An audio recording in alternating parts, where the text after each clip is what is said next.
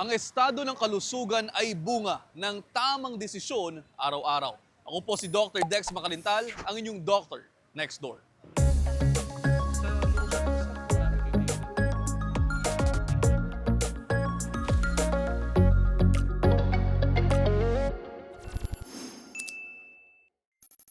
Karamihan sa mga sakit, mas maaagapan kung mas maagang matutukoy.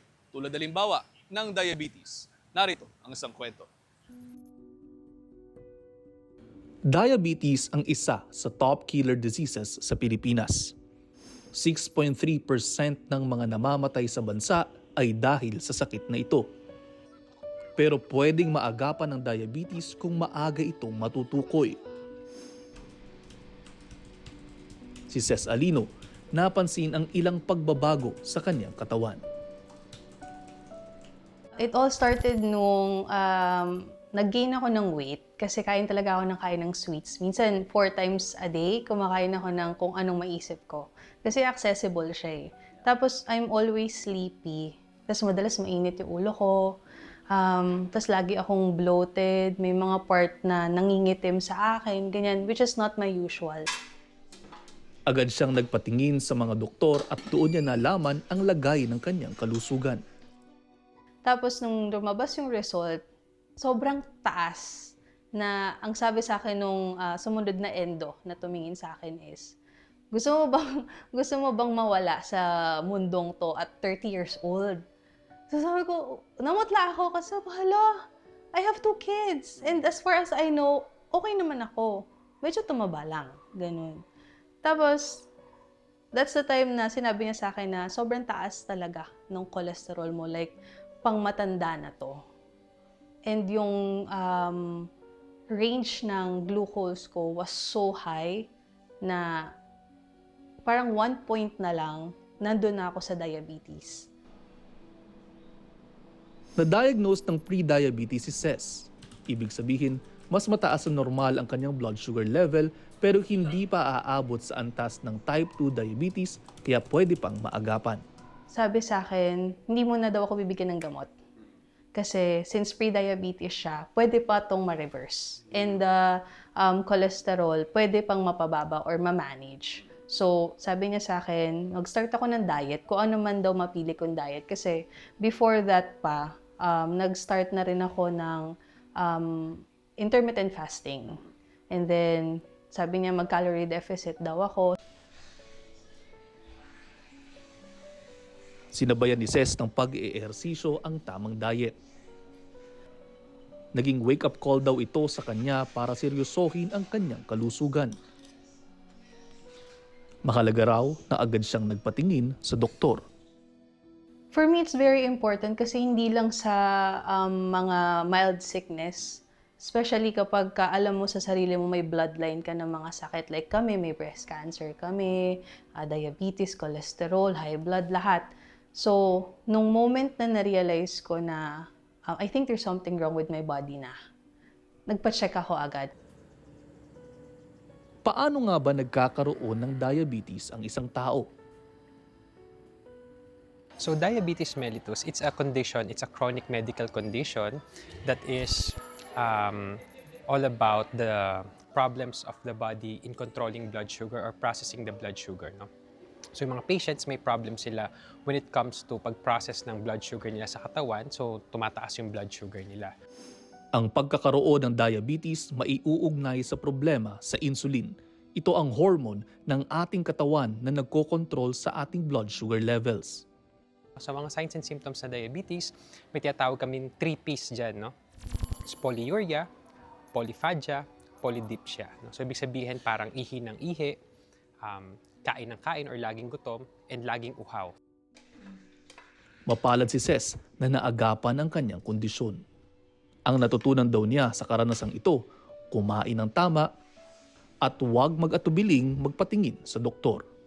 Siguro firstly is, okay lang kumain ng masarap. Okay lang yun.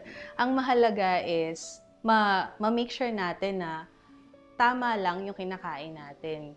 Tamang serving. Kung dati chocolate ka 1 bar, you can make it couple of pieces. Ganyan.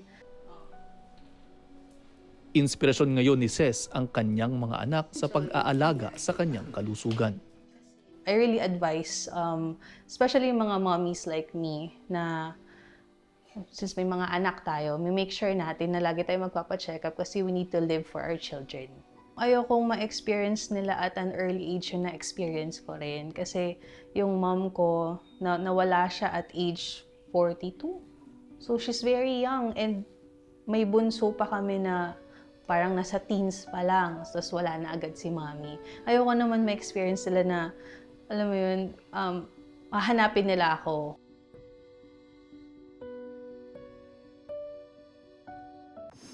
Sa ating pagbabalik, paano naman kapag hindi naagapan ang diabetes? Tutok lang dito sa Doctor Next Door.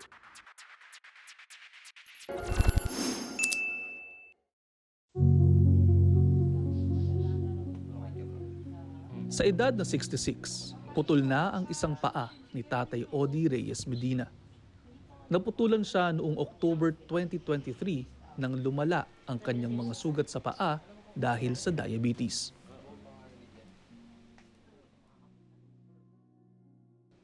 Hindi na raw ito kayang gamutin ng metformin.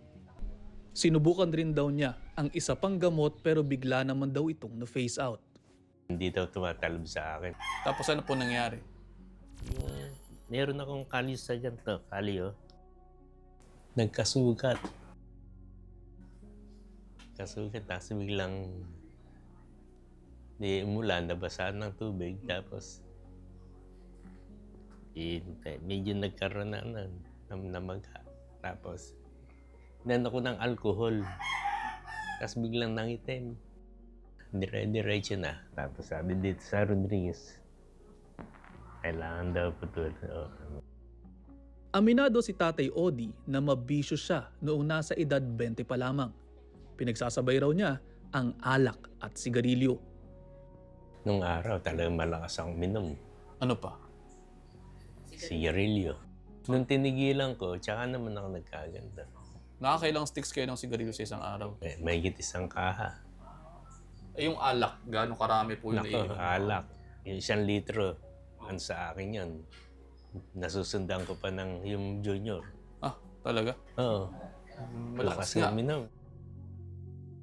Nagtuloy-tuloy ang ganitong bisyo ni Tatay Odi hanggang sa isang araw naramdaman daw niya ang mga sintomas ng diabetes. Pataba-taba ako nun tapos biglang namayat ba. Tapos para lagi ako nauuhaw. Kasi driver ako ng ambulansya dati. Sige, kaupo ko ng matagal sa, sabi daw, sa pag sobrang upo, nakaka-underroad daw yun Diabetic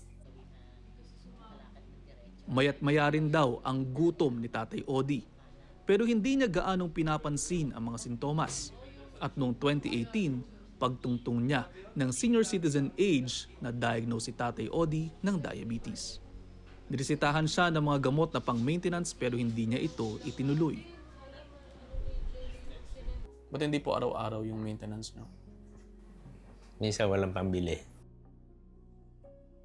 Sa kanyang asawa, humuhugot ng lakas si Tatay Odi araw-araw. Lalo at sa pagkawala ng kanyang isang paa, limitado na ang kaya niyang gawin. Siyempre, yung pagmamaneho ko nawala na. Hindi na makakapag-drive. Automatic na lang madadrive ko. Magsisiman daw dahil hindi nakapagpakonsulta sa doktor ng maaga, wala nang magawa si Tatay Odi kundi tanggapin ang nangyari. Kaya lang, hindi ito na nangyari na. Kaya wala na akong yung pagsisisi talagang nasa huli. Payo niya sa iba para maiwasan ang pagkakaroon ng diabetes. Tigilan na nila yung lalo na yung mga alak. The best na talagang sugar din yan. Kaya dapat tigilan na. Sigarilyo. Ayon naman sa endocrinologist, may paraan naman para maiwasan ang diabetes. Sa pagkain at inumin, iwasan ang mga matataas sa sugar content. Yung mga milk tea, mga iced coffee, left and right, madami na yun ngayon. And napakadaming sugar content na soft drinks, no? Mga rich in sugar. So dapat iiwasan din yan. Diet rich in fiber would help control or prevent a patient from becoming diabetes because yung fiber, ang ginagawa nun kasi, when you digest carbohydrates kasi, it becomes sugar, no? Pag na-absorb sa katawan. So ang ginagawa ng fiber, it slows down the absorption, so hindi nag-i-spike up yung sugar kaagad. Kailangan ding kontrolin ang intake ng carbohydrate-rich foods tulad ng tinapay, noodles, pasta at kanin. Tayo kasi mga Pinoy, tayo yung lahi na mahilig talaga sa carbohydrates, di ba? Tayo lang yung nag-uulam ng pansit sa kanin, nagpapalaman ng pansit sa tinapay, ang dessert biko, so carbs on carbs on carbs. So talagang very prone tayo to develop diabetes, no? Makatutulong din ang regular na pag-eehersisyo. Ayon sa American Diabetes Association, at least 150 minutes of moderate intensity activity kada linggo ang kailangan. Kalahating oras lamang yan kada araw kung 5 araw kang mag-e-exercise. Ang good example nun is brisk walking, no? Pwede rin daw cycling, jogging, mga ganyan, no? So in general, ang sinasabi nila, parang when you do these activities daw, kaya mo pang magsalita, pero hindi ka na makakakanta. So yun yung moderate intensity. So hindi kasama dun yung lakad mo sa mall na leisure walk lang, na nagtitingin ka, that's too slow. Kailangan kasi medyo tataas yung heartbeat mo, yung heart rate mo tataas ng konti. Mainam din ang mga strengthening exercises para makapag-build ng muscles na nakatutulong sa pagbabalanse ng sugar sa katawan, pagkontrol ng glucose, at pagpapataas ng insulin sensitivity. Hindi tulad ng type 1 diabetes, kaya pang maiwasan ang type 2 diabetes. Yan ay sa pamamagitan ng lifestyle at diet modification. Mayroon ding pwedeng inuming mga gamot tulad ng metformin. So, common ito na kinakatakutan ng mga common na people kasi may misinformation about metformin. Mali, fake news yun, no? Hindi naman masama si metformin. Ina-adjust lang yung dose niya or hindi lang siya binibigay sa mga taong may problem na sa kidneys. Pero hindi naman si metformin ang may kasalanan nun. But metformin is one medication we can use to prevent a patient na pre-diabetic to becoming diabetic na talaga. Sa ating pagbabalik, acupuncture at Bikram Yoga nakatutulong daw sa overall health and wellness. Tutok lang dito sa Doctor Next Door. Kayang maiwasan ng ilang chronic conditions sa tulong ng consistent exercise, stress management at mindfulness. Lahat ng yan mayroon sa Bikram Yoga. Tara, subukan natin. 2025 na, sabi nila, out with the old and in with the new. Iwan ang bad habits at ex mo sa past. Pero pagdating naman sa kalusugan, kapag sinauna, hindi ibig sabihin ay hindi na maganda. Katulad halimbawa ng yoga at acupuncture, mga traditional practices na katuwang din ng modern preventive medicine.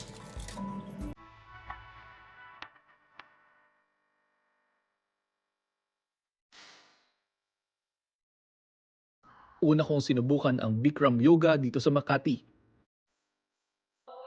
Isa itong uri ng hot yoga. Kaya naman tagaktak ang pawis habang nagpe-perform ng iba't ibang yoga poses.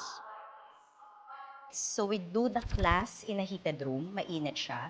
And in 90 minutes, you get all the benefits. This is good to everyone without wasting time and energy. Kasi in one session, lahat na target, lahat ng issue, lahat ng concern, overall health and wellness, mental being, in one session of Bikram Yoga, makukuha mo siya. Ilan sa mga benepisyo ng Bikram Yoga ang improved cardiovascular function. Pinalalakas din ito ang muscles at ang endurance nito. Nakatutulong din ito para mabawasan ng stress at anxiety. Sa lahat ng exercises na nagawa ko sa programang ito, dito na ata ako pinaka-challenge.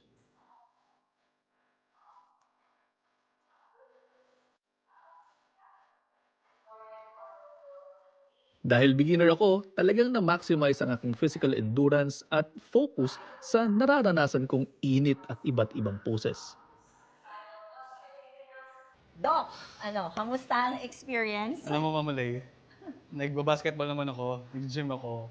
At nag-treadmill ako almost every day. 30 minutes. Pero yung hinga ko ngayon, parang wala pang 5 minutes yung ginawa natin halos or 5 to 10 minutes pa lang.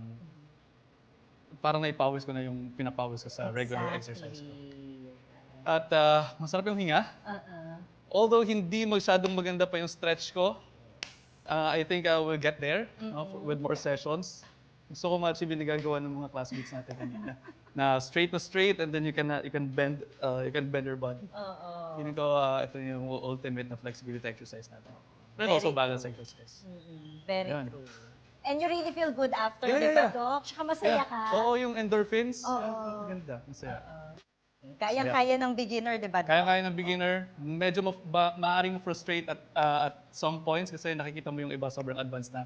Pero we will all get it. Yes.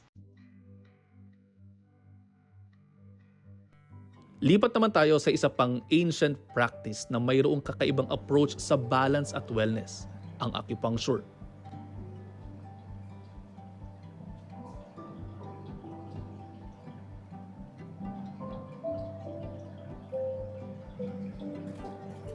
Sabi nila, small things can make a big difference. Totoo rin ito pagdating sa ating kalusugan. Ang acupuncture, na kilala bilang traditional Chinese medicine, pwedeng katuwang na rin ng ating holistic preventive medicine sa modernong panahon. Madalas ginagamit ang acupuncture para maibsan ang pain, pero ginagamit na rin ito para sa overall wellness kabilang ang stress management.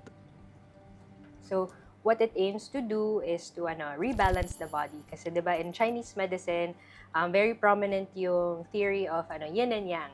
Kailangan balanse yung katawan for it to work properly. So, with acupuncture, we try to identify kung ano yung kulang ng katawan mo or kung ano yung sobra para we know what points or how to rebalance your body appropriately. It can also enhance yung blood flow throughout the body and energy production.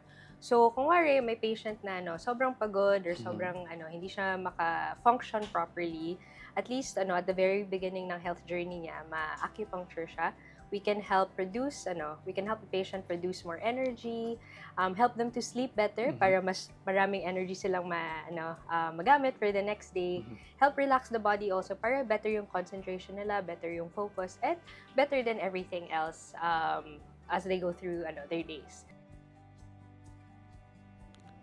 30 to 40 minutes ang isang session. Sa mga takot sa karayom, walang dapat ikabahala.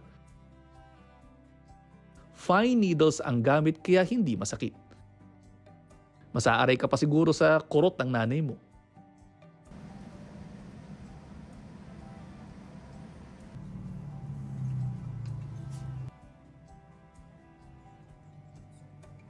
Kasi di ba, dami nating ginagawa sa buhay. So, for your much needed na relaxation at quick break lang, pwede nyo i-try yung acupuncture. Sarap sa buhay. Walang sakit. Wala kayong mararamdaman na sakit. Ang yoga at acupuncture tumutulong sa balanse ng katawan para maiwasan ang ilang karamdaman. Ang mga holistic practices kagaya nito marahil ang susi para sa mas matibay na kalusugan. Ika nga nila, prevention is better than cure. Kaya mas maigi nang alam natin ang estado ng ating kalusugan para alam din natin kung paano ito pangangalagaan. Hanggang sa muli, ako po si Dr. Dex Makalintal, ang inyong kaagapay sa kalusugan at ito ang Dr. Next Door.